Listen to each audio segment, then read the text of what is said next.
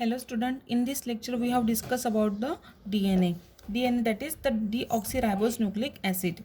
As nucleic acid may be visualized as a polymer of the nucleotides monomer. ठीक है, हमने ये देखा था कि न्यूक्लिक एसिड जो है वो एक प्रकार का पॉलीमर है of a nucleotide monomer. Okay, so in other words it to be considered as the polynucleotides. So हम जो DNA है उसको एक polynucleotides करके कंसिडर कर सकते हैं.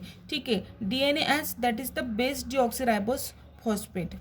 ठीक है, N RNA is the base क्या है उसमें ribose phosphate.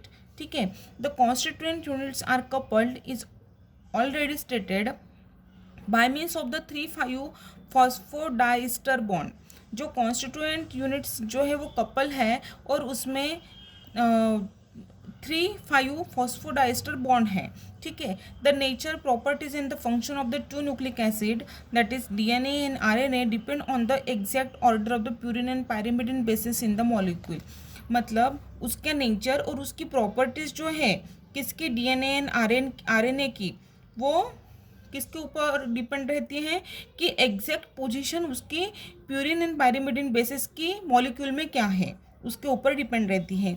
This sequence of the specific basis is termed the primary structure.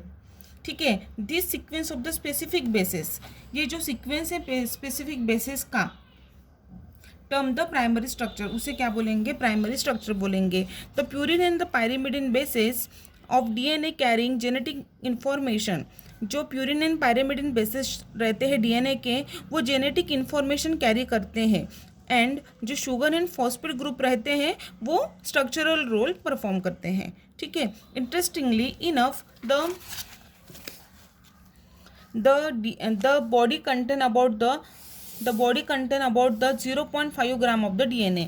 ये बात हमें पता रहनी चाहिए कि हमारे बॉडी में कितना DNA रहता है, कितना रहता है 0.5 ग्राम. मीन्स बहुत कम रहता है, बट जो रोल प्ले करता है DNA which is very important. Okay, so the DNA contains deoxyribose as its sugar. जो डीऑक्सीराइबोज रहता है वो क्या है, एक शुगर है.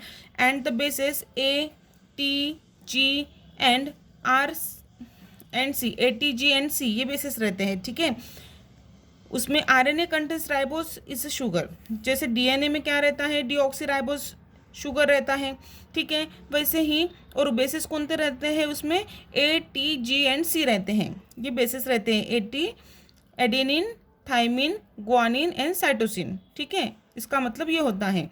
And RNA contain ribose as a its sugar. Okay, and RNA में राइबोस उसकी शुगर रहती है और उसमें एडेनिन, यूरासिल, ग्वानिडिन, साइटोसिन ये बेसिस रहते हैं. ठीक है, इन DNA और RNA strand the oxygen on the third carbon is link to the phosphorus atom of the phosphate in adjacent nucleotide. DNA और RNA में जो ऑक्सीजन रहता है थर्ड कार्बन में, वो फॉस्फोरस एटम के एडजेसेंट साइट में जो न्यूक्लियोटाइड मॉलिक्यूल रहता है फॉस्फेट उसके साथ अटैच रहता है. This bond formation removes the hydrogen attach to the 3 oxygen atom and it removes an oxygen attach to phosphorus. Okay, इसका मतलब ये है कि जो बॉन्ड फॉर्मेशन हो रहा है अटैच लिंक होने के बाद, वो remove hydrogen atom to the third oxygen atom, वो रिमूव द हाइड्रोजन अटैच, वो 3 ऑक्सीजन एटम पे जो हाइड्रोजन अटैच है वो रिमूव हो रहा है. And it removes an oxygen attach to the phosphorus. ठीक है, एंड ऑक्सीजन जो फॉस्फोरस के साथ अटैच है वो रिमूव होने के बाद वो क्या है, बॉन्ड फॉर्मेशन हो रहा है. ठीक है, the term primary, secondary and tertiary structure for nucleic acids how much the same meaning as they do for protein. जैसे primary protein, secondary protein and tertiary protein रहता है, वैसे ही न्यूक्लिक एसिड मतलब जो है primary structure of the DNA, secondary structure of the DNA, उसी तरह से यहाँ पे दिया है. जो देखो, the primary, secondary and tertiary structure of nucleic acid how much of the same meaning as to the protein. The primary structure in order of the nucleotides in the chain. ठीक है, प्राइमरी स्ट्रक्चर किसे बोलेंगे, order of the nucleotides. ठीक है, chain में कैसे हैं, the term secondary structure relateds to the region of the regular conformation of the chain. अभी चेन की जो रेगुलर कन्फॉर्मेशन कैसी है उसे हम सेकेंडरी बोलेंगे।